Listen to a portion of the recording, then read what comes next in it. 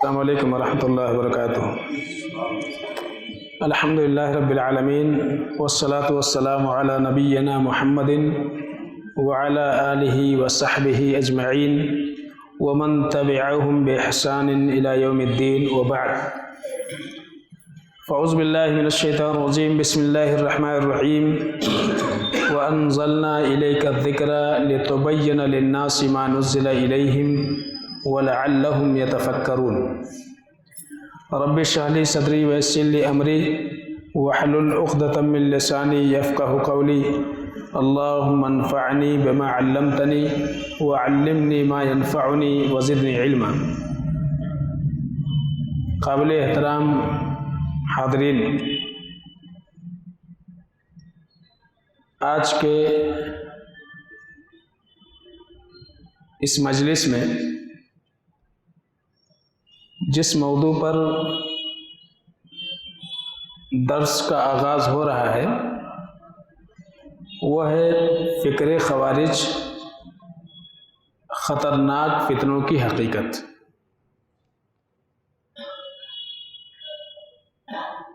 اور اس میں آج کے درس میں خاص طور سے دو تین بنیادی باتیں انشاءاللہ ہم جانیں گے تمہیدی طور پر، تاکہ موضوع کو سمجھنے میں ہمارے لیے آسانی ہو۔ تو سب سے پہلی چیز تو یہ ہے، ذہن میں رکھیں کہ یہ موضوع کیوں اختیار کیا گیا۔ خوارج کے افکار، ان کے نظریات، ان کے عقائد کیوں جاننا ہمارے لیے ضروری ہے، یعنی اس موضوع کے انتخاب کا سبب کیا ہے۔ پہلی چیز جو ہے ہم اس پر بات کریں گے انشاءاللہ۔ ہم اور آپ یہ جانتے ہیں کہ ہر دور کے اسلامی معاشرے کو یا ہر دور کے اسلامی معاشرے کی ایک بنیادی ضرورت یہ ہوتی ہے کہ اہل علم، خواص، قائدین وقت کے جو شرور اور فتنے ہوتے ہیں ان کو وہ پہچانیں اور پہچان کر کے عامۃ الناس کو، عام لوگوں کو اس سے آگاہ کریں۔ تو یہ ہر معاشرے کی ضرورت ہے۔ ضرورت اس بات کی ہے کہ جب بھی کوئی فتنہ اٹھے، جب بھی کوئی شر پیدا ہو، تو اس شر کی معرفت، اس فتنے کی معرفت اہل علم کو ہوتی ہے۔ تو اہل علم پہلے اس کو پہچانتے ہیں، جانتے ہیں، اور اس کے بعد جو ہے لوگوں کو اس فتنے سے بچانے کی کوشش کرتے ہیں۔ اور اس فتنے کو جاننے، پہچاننے اور عوام کو آگاہ کرنے کا مقصد یہ ہے کہ سارے لوگ مل کر کے اجتماعی صلاحیتوں کے ساتھ اس فتنے سے بروقت اپنا بچاؤ کر سکیں یا بچنے کی تدبیر اختیار کر سکیں۔ اسی طرح سے فتنے کئی قسم کے ہوتے ہیں۔ فتنے جو ہے کئی قسم کے ہوتے ہیں جو سماج اور معاشرے میں رونما ہوتے ہیں۔ ان فتنوں کی نوعیت الگ الگ ہوتی ہے، ان کی شکلیں الگ الگ ہوتی ہیں۔ عام طور سے کئی فتنے جب شروع میں رونما ہوتے ہیں تو اتنے خطرناک وہ ہوتے ہیں کہ کچھ وقت تک تو عوام الناس یا عام لوگ فیصلہ ہی نہیں کر پاتے ہیں کہ یہ ایک فتنہ ہے۔ اس کو دین سمجھتے ہیں یا ان فتنوں میں مبتلا افراد کو دیندار سمجھتے ہیں۔ تو فتنے کسی بھی نوعیت کے ہوں، کسی بھی قسم کے ہوں، چاہے وہ عقیدے سے متعلق ہوں، عبادات سے متعلق ہوں، اخلاق یا معاملات سے متعلق ہوں، وہ فتنے انفرادی ہوں یا اجتماعی ہوں، اندرونی فتنے ہوں یا بیرونی فتنے ہوں، ہر سماج کا یہ حصہ ہوتے ہیں۔ پتہ یہ چلا کہ کوئی بھی سماج اس سے خالی نہیں ہے کہ اس میں کوئی نہ کوئی فتنہ آئے دن وجود پذیر نہ ہوتا ہو، کسی نہ کسی شکل میں کوئی نہ کوئی فتنہ سماج میں ابھرتے رہتا ہے، یہ بات مسلم ہے۔ یعنی بتانا یہ مقصود ہے کہ کم و بیش ہر سماج اور ہر معاشرے میں کسی نہ کسی فتنے کا وجود ضرور ہوتا ہے، اس لیے ان فتنوں سے آگاہی اور اس فتنے پر تنبیہ یہ وقت کی سب سے بڑی ضرورت ہوتی ہے۔ آپ دیکھیں کہ اللہ کے نبی جناب محمد مصطفیٰ صلی اللہ علیہ وسلم کے زمانے میں بھی کئی طرح کے فتنوں کا وجود تھا۔ خارجی یعنی بیرونی فتنے تھے، اور اس کے ساتھ ساتھ میں داخلی فتنے بھی کبھی نفاق کی شکل میں ابھرتے تھے، کبھی بغاوت کی شکل میں ابھرتے تھے۔ اور یہ جو فتنے اٹھے ہر سطح پر، یہ فتنے چاہے وہ نفاق کے فتنے رہے ہوں یا بغاوت کے فتنے رہے ہوں، یہ ہمیشہ اسلام اور مسلمانوں کے لیے خطرات ہی پیدا کرتے رہے۔ اللہ کے نبی صلی اللہ علیہ وسلم مکہ سے مدینہ ہجرت کر کے گئے، یہود تو وہاں پہ تھے ہی، ایک بڑے فتنہ پرور گروہ وہ تھا، وہ جماعت تو تھا ہی، لیکن ساتھ ساتھ میں وہیں کچھ ایسے افراد بھی اسلام کا لبادہ اوڑھ کر کے اپنے آپ کو مسلمانوں کے صف میں داخل کر کے اور اسلام اور مسلمانوں کو دھوکہ دینے کی کوشش کرنے لگے، اور نہ صرف کوشش کی بلکہ انہوں نے ہر ممکن اسلام اور مسلمانوں کو نقصان پہنچانے کی کوشش کی۔ وہ تھا منافقت کا فتنہ، نفاق کا فتنہ۔ تو یہ بات جو ہے کسی سے مخفی نہیں ہے، ہر انسان جانتا ہے کہ داخلی فتنہ جو ہوتا ہے وہ خارجی فتنے سے کہیں زیادہ خطرناک ہوتا ہے۔ مثلا آپ کے گھر میں جنگ چل رہی ہے، یہ زیادہ خطرناک ہے بنسبت یہ کہ شہر میں کوئی معاملہ پھیلے ہوا ہے۔ تو جو داخلی فتنے ہوتے ہیں، جو خانہ جنگی ہوتی ہے، وہ سمجھ لیجئے کہ ایک ملک سے دوسرے ملک کی لڑائی میں اتنا نقصان نہیں ہوتا ہے جتنا کہ ایک ملک کے افراد آپس میں لڑ جائیں۔ تو داخلی فتنہ یہ انسان کے لیے سب سے زیادہ خطرناک ہوتا ہے۔ اور جب آپ تاریخ پڑھیں گے تو اسلام کے ہر دور میں دشمنان دین کا ایک خاص طبقہ مسلمانوں کے بھیس میں آ کر بے پناہ نقصان اور بے پناہ تباہی پھیلاتا رہا ہر زمانے میں، اور اتنی تباہی پھیلی جس کا اندازہ بھی نہیں کر سکتے ہیں۔ اور ایسا نہیں ہے کہ وہ طبقہ ختم ہو گیا، اب نہیں ہے اس کا وجود، بلکہ آج بھی ہے۔ اللہ تعالی ہم سب کی اس سے حفاظت فرمائے۔ اللہ کے نبی صلی اللہ علیہ وسلم نے جہاں اپنی امت کو فرقہ بندیوں سے یا امت میں پیدا ہونے والی فرقہ بندی، نبوت کے جھوٹے دعوے داران، دجال کا فتنہ، جہاں ان باتوں سے اللہ کے نبی صلی اللہ علیہ وسلم نے اس امت کو خبردار کیا، وہیں ساتھ ساتھ میں اللہ کے نبی صلی اللہ علیہ وسلم نے اپنے زمانے ہی میں ایک بہت بڑے فتنے خوارج کا بھی خاص طور سے اللہ کے نبی صلی اللہ علیہ وسلم نے ذکر فرمایا، اور ان کی سنگینی، ان کے خطرات سے اللہ کے نبی صلی اللہ علیہ وسلم نے باخبر کیا، بلکہ ساتھ ساتھ میں اللہ کے نبی صلی اللہ علیہ وسلم نے ان کو پہچاننے کے لیے، انہیں جاننے کے لیے، ان فتنوں کو سمجھنے کے لیے اللہ کے نبی صلی اللہ علیہ وسلم نے نشانیاں بھی بیان فرمائیں، نشانیاں بھی کی۔ اور یہی وجہ ہے کہ آپ صلی اللہ علیہ وسلم کے بعد جب ہم سلف کی زندگی کو دیکھتے ہیں تو سلف صالحین کا بھی یہی طریقہ رہا کہ وہ ہر دور میں خوارج سے آگاہ کرتے رہے، ان کی نشانیاں، ان کے اوصاف بتاتے رہے، ان سے متنبہ کرتے رہے۔ اور آپ دیکھیں گے کہ خوارج نت نئے طریقوں اور نئے نئے منصوبوں کی بنیاد پر ان کے نئے نئے نام اور نئے نئے القابات بھی آتے ہیں سامنے. یعنی پتہ یہ چلا کہ جو فتنہ ہوتا ہے وہ کسی ایک شکل کا نہیں ہوتا ہے، بلکہ فتنہ ایک کو آپ ختم کریں گے، وہی فتنہ ایک نیا روپ لے کر کے اٹھے گا، ایک نیا روپ لے کر کے کھڑا ہوگا.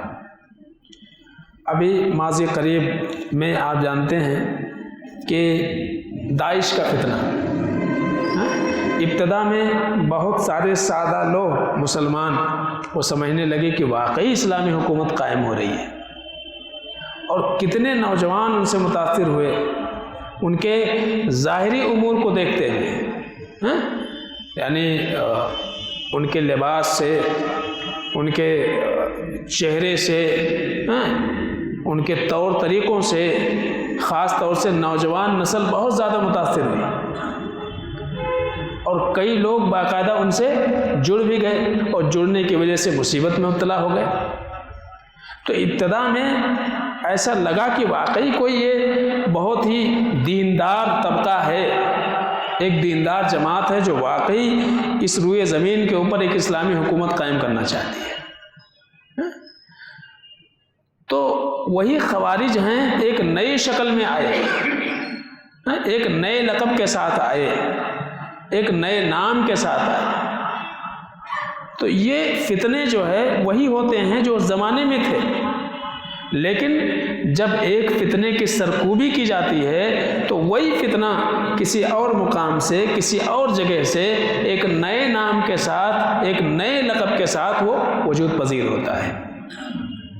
ہر دور میں یہی سلسلہ چلتا رہا ہے. اب یا تو وہ نام خود اپنے مشن کے اعتبار سے، اپنے کام کے اعتبار سے وہ خود اپنے لیے منتخب کرتے ہیں، یا اسی طرح سے عوام الناس ان کے لیے کوئی نہ کوئی لقب منتخب کر لیتی ہے، نام رکھ لیتی ہے. اور یہ فتنہ جب بھی اٹھتا ہے تو اس فتنے کا مقصد یہ ہوتا ہے کہ لوگوں سے اپنی حقیقت کو چھپا لیں. بہت بعد میں پتہ چلتا ہے. ابھی ایک سمجھ لیجیے دینی اعتبار سے فتنہ کس کا تھا؟ انجینئر مرزا علی مرزا کا. ابتدا میں وہ اپنے آپ کو چھپاتا رہا اور نوجوان جو ہے اس فتنے کو سمجھ نہ پائی اور اس سے جڑتی چلی گئی. تو ہمیشہ فتنہ پرور لوگوں کا طریقہ یہی رہا ہے کہ وہ عوام سے ہمیشہ اپنی حقیقت کو چھپاتے ہیں، اور جو اپنی حقیقت چھپائے، اپنی اصلیت کو ظاہر نہ کرے، سمجھ لینا چاہیے کہ کہیں نہ کہیں دال میں کچھ کالا ہے، دال میں کچھ کالا ہے. سمجھنا چاہیے ہم کچھ نہیں ہیں، ہم کچھ نہیں ہیں، کیا ہیں پھر؟ تو اس طرح سے دعویٰ کرنا. تو کہتے ہیں کہ عام طور سے جو فتنے اٹھتے ہیں نئے نئے نام کے ساتھ، نئے نئے القاب کے ساتھ، ان کا مقصد یہ ہوتا ہے کہ لوگوں سے اپنی حقیقت چھپائیں، لوگوں کے آنکھوں میں دھول جھونکیں، اور اپنے گھناؤنے کام کو ایک خوبصورت کام بنا کر کے لوگوں کے سامنے پیش کریں. یعنی جس کو کیا کہا جاتا ہے کہ گوبر کو گڑ بنا کر کے پیش کرنا. زین لہم سوء اعمالہم، اللہ فرماتے ہیں شیطان کا کام یہی ہے کہ برے کام کو بہت ہی خوبصورت طریقے سے پیش کر دیتا ہے، تو لوگوں کو برائی نہیں لگتی ہے.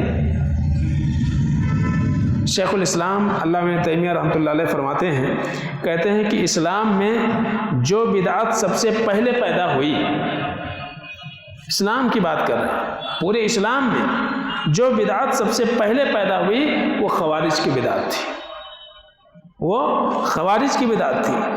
یہی اسلام میں سب سے پہلا اور سب سے خطرناک فرقہ ہے، اس لیے ہر فرد کو اس سے خبردار رہنا اور بچنا ضروری ہے. تو بات سمجھ میں آ گئی کہ اس موضوع کو کیوں منتخب کیا گیا، کہ اللہ کے نبی صلی اللہ علیہ وسلم نے جہاں دجال کی نشانیاں بتائی ہیں،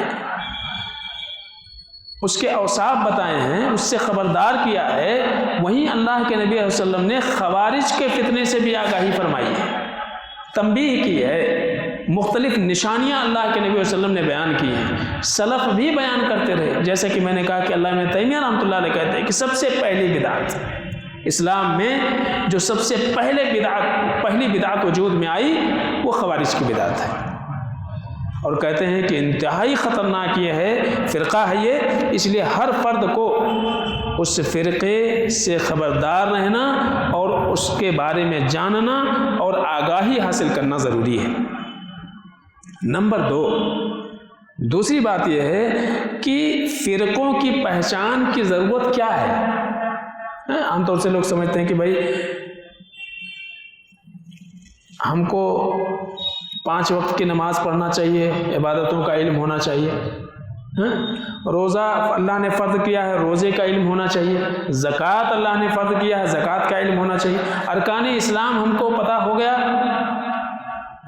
ارکان ایمان سے آگاہی ہو گئی، تو باقی دیگر فرقوں کے بارے میں بات کرنے سے، ان کے بارے میں جاننے سے کیا فائدہ ہے۔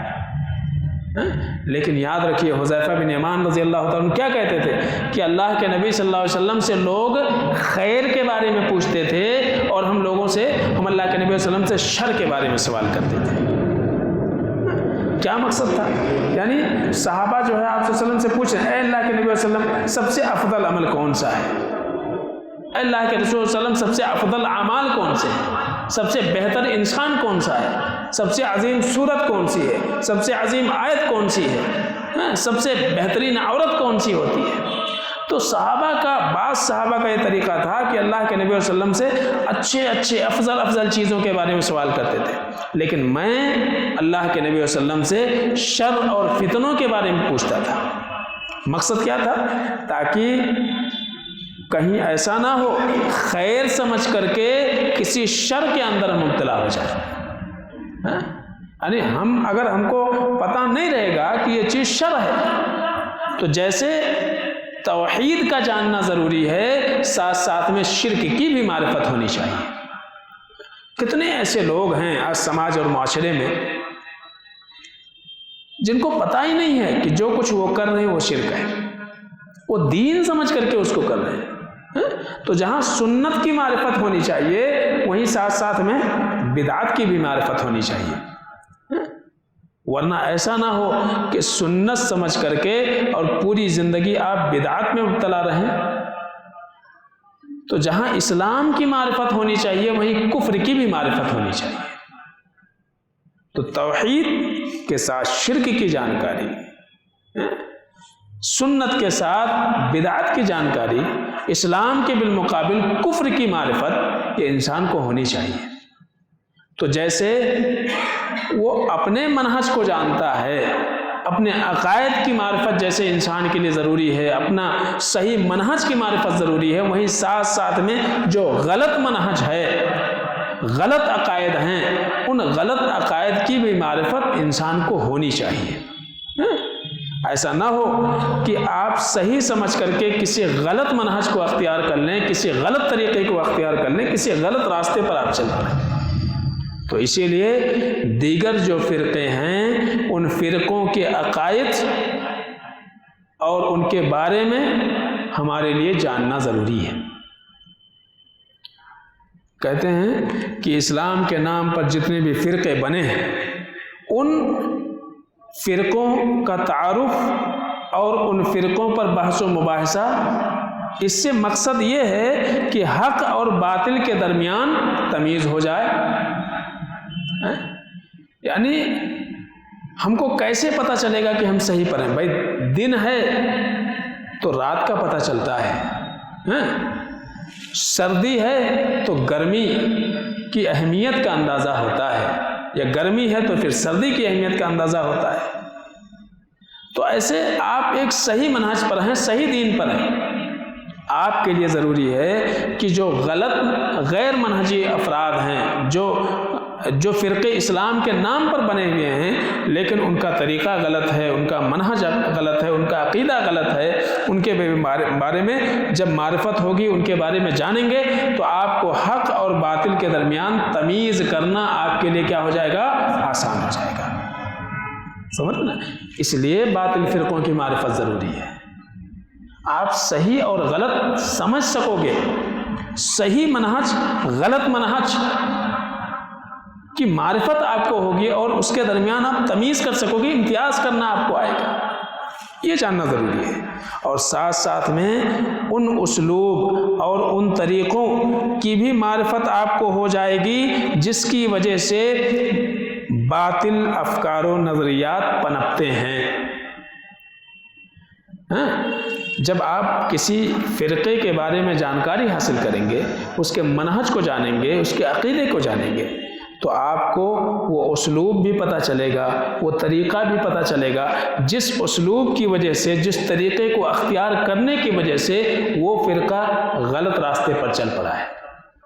پھر آپ اپنے آپ کو اس غلط راستے سے بچانے کی کوشش کریں گے۔ تو بہرحال خوارج جو ہے، جس کا انشاءاللہ جس کی جانکاری ہم حاصل کریں گے، جس کے بارے میں پڑھیں گے خاص طور سے بالتفصیل، ایک ایسا فرقہ ہے جو دین میں ظاہری دینداری سے مزین لوگوں نے ایجاد کیا ہے۔ ظاہری دینداری سے مزین لوگوں نے اس کو ایجاد کیا ہے، یعنی خوارج کوئی ایسا بددین فرقہ نہیں تھا،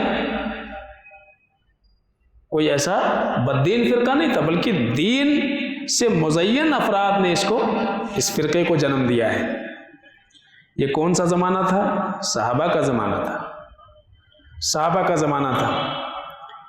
ان کو وہ تمام روایتیں یاد تھیں جو اللہ کے نبی صلی اللہ علیہ وسلم نے ان کے تعلق سے بیان کی تھی۔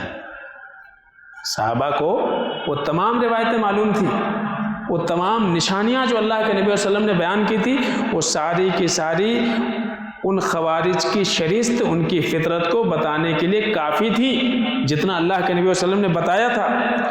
لیکن اس کے باوجود بھی یہ فرقہ اتنا خطرناک ہے کہ اس کے باوجود بھی اس گروہ نے اسلامی تعلیمات کو نقصان پہنچانے میں کوئی بھی موقع اس نے نہیں چھوڑا، کوئی بھی موقع، اور اپنی مفاد کے لیے وہ تمام طریقہ اس نے اپنایا جس سے وہ اپنا فائدہ حاصل کر سکے، جبکہ صحابہ موجود تھے۔ اور وجہ کیا ہوا؟ نتیجہ یہ ہوا کہ اسلامی صف جس میں اتحاد تھا، اتفاق تھا، وہ کیا ہو گیا؟ بکھر گیا۔ وہ صف بکھر گیا مسلمانوں کا۔ تو بہرحال یہ فرقہ غیر معمولی تدین کے باوجود اپنے عقائد کے اعتبار سے بھٹکا ہوا تھا۔ یہ ولی امر یعنی امیر المومنین کی اطاعت سے لوگ نکل چکے تھے، صحابہ کرام رضوان اللہ علیہم اجمعین کو گالیاں دیتے تھے، اور اس سے بھی بڑا معاملہ کہ اگر کسی نے کوئی کبیرہ گناہ کر لیا اس کے اوپر کفر کا فتویٰ لگا دیتے تھے، وہ کافر ہو گیا ایسا بولتے تھے۔ اسی طرح سے سنت حجت نہیں ہے، یہ ان کا عقیدہ تھا۔ سنت حجت نہیں ہے، دلیل نہیں ہے سنت، بلکہ قرآن ہی دلیل ہے۔ اور اللہ رب العالمین کے جو صفات ہیں ان صفات کی انہوں نے کیا کر دی؟ تعبیل کر دی، اپنی منمانی اس کا معنی بیان کیا۔ ایسے بہت ساری باتیں انشاءاللہ ان کے تعلق سے آگے آئیں گی۔ تو یہ وہ عقائد ہیں جو کسی بھی فرقے کی گمراہی کے لیے کافی ہیں، کسی بھی فرقے کی گمراہی کے لیے کافی ہیں۔ یہی وجہ ہے کہ تمام صحابہ کرام رضوان اللہ علیہم اجمعین نے ان لوگوں سے دوری اختیار کی، اور ان سے لڑنے میں، قتل و قتال کرنے میں کبھی صحابہ پیچھے نہیں ہٹے۔ اسی طرح سے ایک بات اور بہت تعجب خیز ہے، جو تیسری بات رکھنی ہے، انتہائی تعجب خیز ہے کہ یہ جو خارجی فرقہ تھا، یہ اپنے تمام تر گمراہیوں کے باوجود روایت حدیث میں سب سے ثقہ ترین لوگوں میں مانے جاتے تھے، قابل اعتبار۔ کیوں؟ اس لیے کہ جھوٹ ہی نہیں بولتے تھے، جھوٹ نہیں بولتے تھے، اور بلکہ جھوٹ بولنا کیا ہے؟ گناہ کبیرہ ہے، اور گناہ کبیرہ کر لیا تو کیا ہو گیا؟ کافر ہو گیا۔ تو جہاں بہت ساری خرابیاں تھیں، ایک عجیب بات یہ تھی ان کے اندر کہ روایت حدیث میں ثقہ ترین لوگوں میں ان کا شمار ہوتا تھا، اور کہتے ہیں کہ بعض جو سندیں ہیں وہ سندیں جو ہے یا بعض روایتیں صحیح ترین سندوں میں شمار کی جاتی ہیں۔ امام ابو داؤد رحمۃ اللہ علیہ یہ کہتے ہیں کہ بدعت پرستوں میں خوارج کی روایتوں سے زیادہ صحیح روایتیں کسی اور کی نہیں ہوتی ہیں۔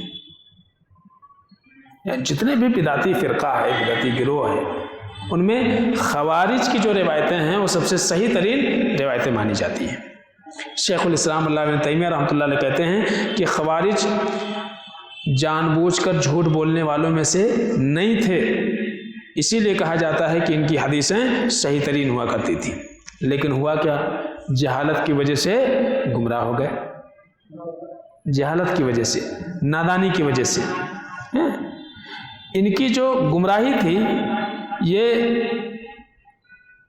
بے دینی کی وجہ سے نہیں تھی، الحاد یا زندیقیت ایسی کوئی چیز نہیں تھی، بلکہ قرآن کے فہم میں ان کی جہالت تھی۔ گمراہی کا سبب کیا تھا؟ قرآن کے فہم میں لا حکم الا اللہ، یہی بات کہی تھی نا کہ اللہ کے علاوہ کسی اور کے فیصلے کو قبول نہیں کیا جا سکتا ہے۔ اگر ہم فیصل مانیں گے تو صرف اللہ کو مانیں گے۔ بات صحیح ہے کہ غلط ہے؟ بات بالکل صحیح ہے۔ تو انہوں نے جو دعویٰ کیا تھا وہ بات بالکل صحیح ہے، وصولی ہے۔ حضرت علی رضی اللہ تعالیٰ نے بھی اس کو قبول کیا، کہا تمہاری بات بالکل صحیح ہے لیکن تمہارا معنی غلط ہے، تمہاری مراد غلط ہے۔ تو معاملہ یہ تھا کہ ان کی جو گمراہی تھی یہ قرآن کے صحیح مراد اور صحیح مفہوم سے جہالت کی وجہ تھی۔ قرآن مانتے تھے، تسلیم کرتے تھے، لیکن اس کو سمجھنے کے لیے اپنا مفہوم اور اپنا معنی مراد لیتے تھے، جو ان کو سمجھ میں آتا تھا وہ مفہوم مراد لیتے تھے۔ اور ہم یہ کہتے ہیں کہ سلف کا منہج یہ ہے کہ مراد بھی وہی ہونا چاہیے جو اللہ کے نبی صلی اللہ علیہ وسلم کا تھا اور صحابہ کا تھا۔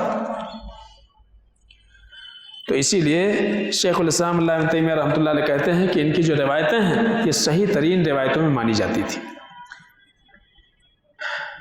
امام صنعانی رحمۃ اللہ علیہ کہتے ہیں، فرماتے ہیں کہ محدثین نے خوارج سے روایت کی ہے جبکہ وہ لوگوں میں سب سے بڑے بدعتی ہیں، کیونکہ وہ جھوٹ بولنے والے کو کافر سمجھتے ہیں، تو ان سے جھوٹ کی امید نہیں کی جا سکتی ہے۔ تو اس سے پتہ یہ چلا کہ روایت حدیث میں اپنی ثقاہت اور غیر معمولی دینداری کے باوجود تخریبی فکر اور عمل جو ان کا تھا وہ ان کے گمراہی کا سبب بنا، کہ دین کو ویسا نہیں سمجھا جیسا کہ اللہ کے نبی صلی اللہ علیہ وسلم نے سمجھایا جائے، جو کچھ اللہ کے نبی علیہ وسلم کی مراد تھی۔ آپ صلی اللہ علیہ وسلم نے کیا فرمایا؟ یقرؤون القرآن لا یجاوز حناجرہم، قرآن پڑھیں گے، تلاوت کریں گے، لیکن ان کے حلق سے وہ بات نیچے نہیں اترے گی۔ تو بہرحال اللہ کے نبی صلی اللہ علیہ وسلم نے مختلف انداز میں اس فرقے سے آگاہی اور اس فرقے کی نشانیاں اللہ کے نبی صلی اللہ علیہ وسلم نے بیان فرما دی۔ اسی لیے قرآن میں اللہ فرماتے ہیں وَأَنزَلْنَا إِلَيْكَ الذِّكْرَ لِتُبَيِّنَ لِلنَّاسِ مَا نُزِّلَ إِلَيْهِمْ وَلَعَلَّهُمْ يَتَفَكَّرُونَ۔ سورہ نحل آیت نمبر 44 اللہ فرماتے ہیں کہ یہ ذکر یعنی کتاب، اے نبی ہم نے آپ کی طرف اتارا ہے، یہ قرآن ہم نے آپ کی طرف اتارا ہے تاکہ لوگوں کی طرف نازل کی گئی چیزوں کو کھول کھول کر کے آپ بیان کر دیں۔ یہ کتاب قرآن ہم نے آپ کو دی ہے، اور جو شریعت ہم نے لوگوں کو دی ہے وہ شریعت کو واضح کر کے بتانا یہ آپ کی ذمہ داری ہے۔ تو اللہ کے نبی صلی اللہ علیہ وسلم نے جہاں دیگر فتنوں سے اپنے امت کو آگاہ فرمایا، وہیں ساتھ ساتھ میں خوارج کے بارے میں بھی اللہ کے نبی صلی اللہ علیہ وسلم نے بہت ساری نشانیاں بتائیں، بہت سارے اوصاف ان کے بیان کیے، تاکہ آنے والے لوگ قیامت تک یہ فتنہ جس بھی شکل میں ابھرے، اہل علم اس کو پہچان لیں، اس کو جان لیں، اور جان پہچان کر کے اپنے آپ کو اس سے دور کر لیں۔ یہ جو ہے اللہ کے نبی صلی اللہ علیہ وسلم کا مقصد تھا۔ تو بہرحال بتانا یہ مقصود ہے کہ اللہ کے نبی صلی اللہ علیہ وسلم نے فتنوں کا جہاں ذکر فرمایا، وہیں ساتھ ساتھ میں فتنے کا حل بھی اللہ کے نبی صلی اللہ علیہ وسلم نے بیان فرمایا۔ آپ صلی اللہ علیہ وسلم نے کیا فرمایا؟ من یعش منکم، آپ صلی اللہ علیہ وسلم نے فرمایا کہ تم میں سے من یعش منکم فسیری اختلافا کثیرا، کہ تم میں سے جو کوئی زندہ رہے گا وہ بہت سارے اختلافات دیکھے گا۔ فعلیکم بما عرفتم من سنتی و سنت الخلفاء الراشدین المہدیین، اللہ کے نبی نے فرماتے ہیں، کہتے ہیں کہ جب تم اختلاف دیکھو گے ایسے وقت میں بھی میری سنت اور اسی طرح سے ہدایت یافتہ خلفاء راشدین کی سنت، یہ سنت تمہیں معلوم ہونی چاہیے، اسی کو لازم پکڑنا اور خوب مضبوطی کے ساتھ اس کو پکڑنا۔ عضوا علیہ بالنواجذ، اللہ کے نبی فرماتے ہیں خوب مضبوطی سے تھامے رکھنا۔ اس کے بعد آپ کہتے ہیں وعلیکم بالطاعہ وان عبدا حبشیا، کہتے ہیں کہ یاد رکھو تمہارے اوپر اگر کوئی ایک حبشی غلام بھی امیر بنا دیا جائے تو اس کی اطاعت کرنا تمہارے لیے لازم ہے۔ تو اللہ کے نبی صلی اللہ علیہ وسلم نے جہاں فتنوں کا ذکر، آپ نے کہہ دیا کہ بھی فتنے آئیں گے، جو زندہ رہے گا وہ بہت ساری فتنہ دیکھے گا اور مختلف شکلوں میں فتنے اٹھیں گے، لیکن کیا کرنا ہے اس وقت میں؟ اللہ کے نبی صلی اللہ علیہ وسلم میری سنت کو پکڑے رکھنا، صحابہ کی زندگی کو دیکھ لینا کہ صحابہ کے زمانے میں بھی یہ فتنہ اٹھا تو انہوں نے اس فتنے کی سرکوبی کیسے کی، وہ فتنہ کیسے ختم کیا اور اس فتنے سے کیسے اپنے آپ کو بچایا، تو وہ چیز دیکھ لینا۔ تو اللہ کے نبی صلی اللہ علیہ وسلم نے حل بھی بتا دیا کہ جو ایسے موقعوں سے آدمی کو سارے غلط اور افکار و نظریات اور شر و فساد سے محفوظ رکھ سکتا ہے، وہ حل کیا ہے؟ وہ منہج سلف کی اتباع ہے۔ سلف کی اتباع کریں گے تو بہت سارے فتنوں سے محفوظ رہیں گے۔ تو گویا کہ اللہ کے نبی صلی اللہ علیہ وسلم نے یہ بات بیان فرما دی، اور شریعت کے اولین مخاطبین صحابہ کرام رضوان اللہ علیہم اجمعین نے خود اس کا ملاحظہ کیا تھا، ان فتنوں کا اور ان لوگوں کا جن کے بارے میں اللہ کے نبی صلی اللہ علیہ وسلم نے بتایا تھا۔ اسی لیے علماء اسلام نے اس بھٹکی ہوئی جماعت یعنی خوارج کی حقیقت کو امت کے سامنے واضح کیا، اور اس فتنے کے سد باب کے لیے امت کے سامنے قرآن و سنت کی صحیح راہ کی طرف رہنمائی کی۔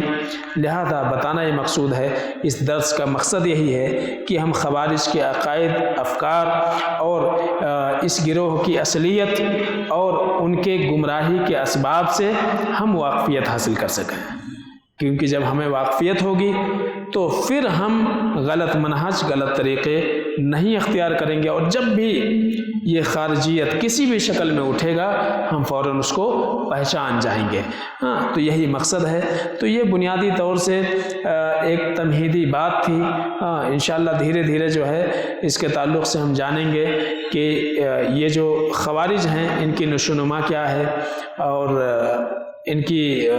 ان کا یہ جو نام ہے یہ نام کیوں رکھا گیا، کس وجہ سے رکھا گیا، کیوں ان کو خوارج کہا جاتا ہے، ان کے عقائد کیا ہیں، ان کے منہج کیا ہیں، اور ان کے افکار و نظریات کیا ہیں، اور یہ کہاں کہاں ہیں، یہ بھی انشاءاللہ ہم جاننے کی کوشش کریں گے۔ اللہ سے دعا کرو کہ العالمین ہم سب کو نیک عمل کی توفیق عطا فرمائے، آمین یا رب العالمین۔ السلام علیکم ورحمۃ اللہ وبرکاتہ۔